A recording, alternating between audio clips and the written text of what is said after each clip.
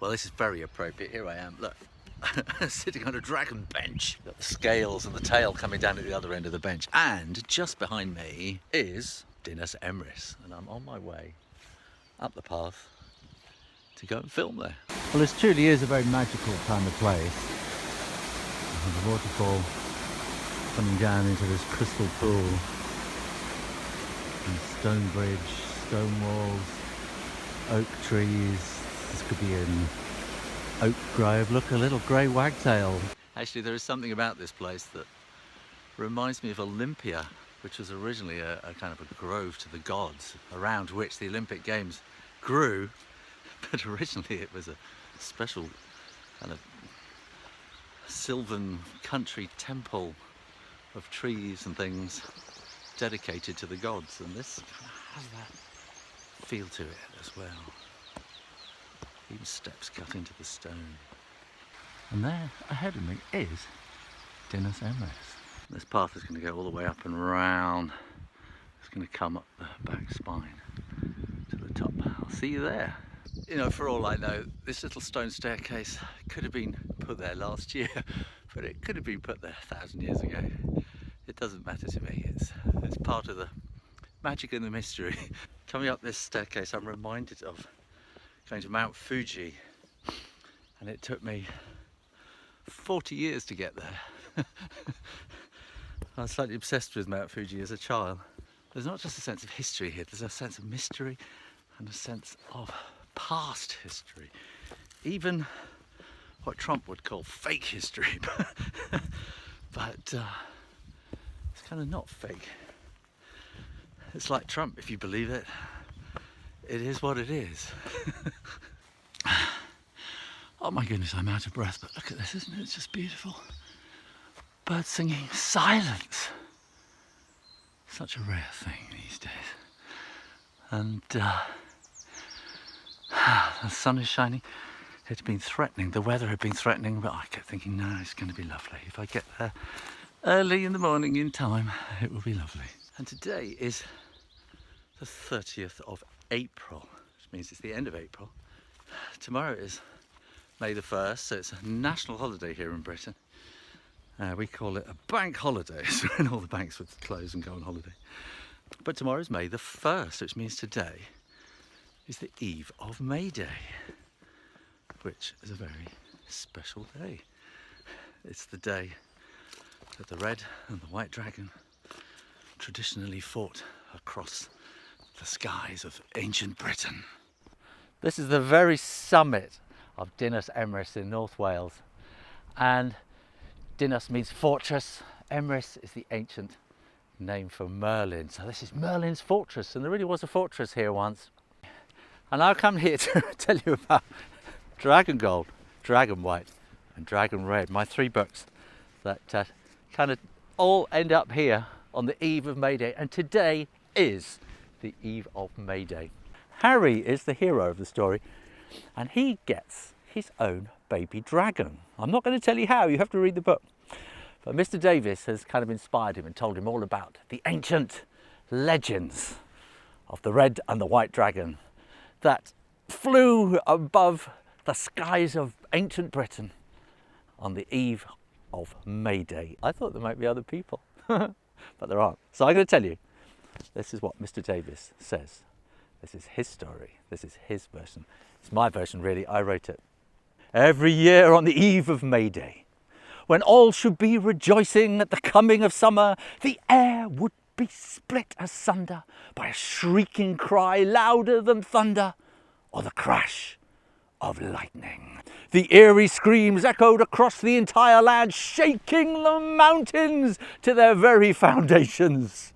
Such was the pain in those cries that they tore at the hearts of all who heard them, draining the blood of men, leaving them pale as wraiths. Women lost their unborn children and cried tears that filled rivers and streams. Young men and girls lost their senses, running through the streets in wild, hysterical confusion.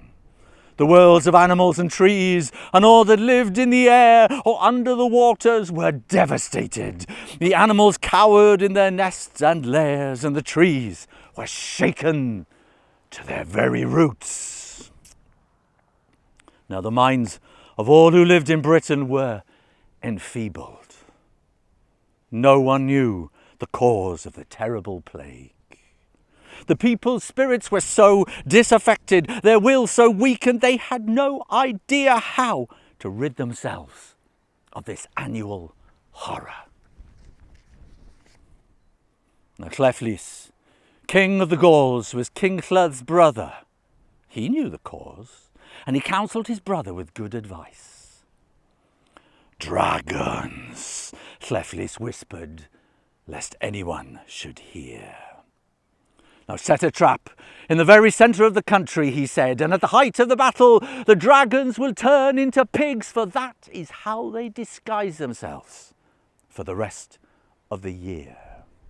And when they fall to the ground, capture them and send them to sleep in a butt of strong mead." Llywelyn advised his brother to imprison the dragons in a stone coffer and bury them far underground so they could never come back to haunt the land again. King Llyth, he measured the whole land of Britain, and he determined that the centre of the country was at Oxford, and he ordered a huge pit to be dug in the middle. A giant wooden butt was constructed, and on the eve of May Day, King Llyth ordered the butt to be filled with strong mead, and then the pit was covered in silk to hide the trap beneath. King Llyth and his men filled their ears with wax and wrapped their heads with heavy woolen scarves and waited. As the sun sank slowly in the west and the moon rose to join the twinkling stars, the onslaught of sound and fury began. 2 dragons, one red, one white, fought each other in the skies above the country. Relentless they were, and deafening was the sound as their talons slashed the horny armour of their scales. The screams of pain and fury as they clashed and smashed each other rang out across the nation. Even with their ears blocked, King Llyth and his men were shaken and frozen with fear. As the night drew on, the battle grew in intensity and ferocity until high above, in the skies of Oxfordshire, the exhausted creatures gave up their fight.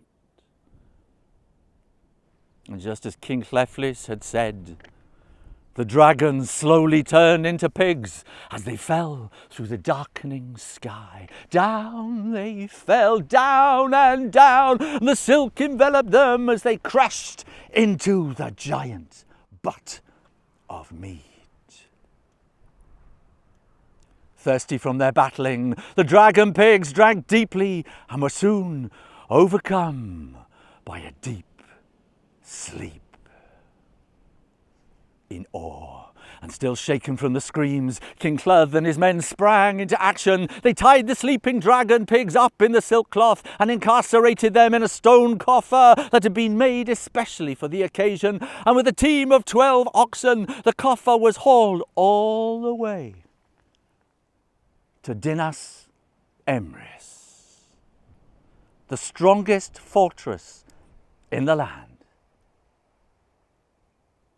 And there the coffer was buried for all time deep beneath the ground. And the next May Day saw great rejoicing, for the dragons had been silenced, and men and women and children danced freely round the maypoles and welcomed the coming of summer and the arrival of peace upon the land.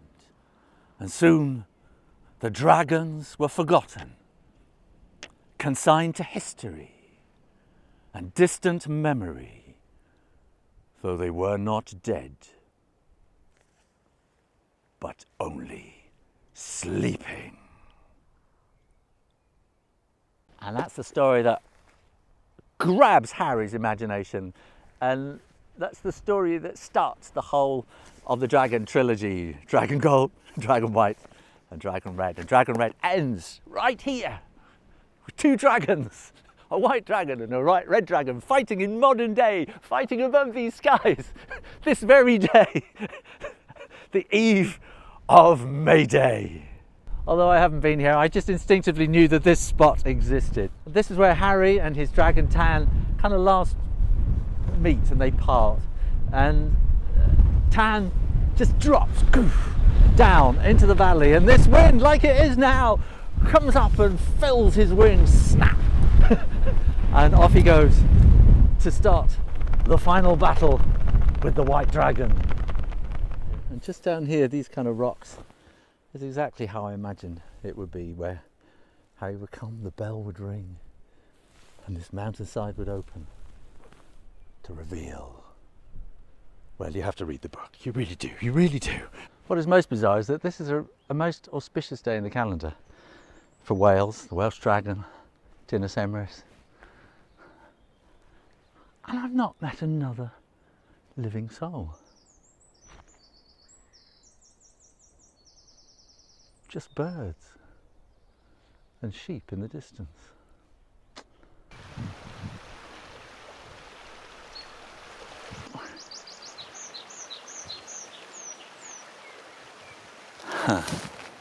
Thank you. Well, I'm back at the car. And in 3 hours, I've met 2 people, and that was back at the car park. I can't believe it. This is May Day bank holiday weekend. Other places will be heaving with tourists. Empty.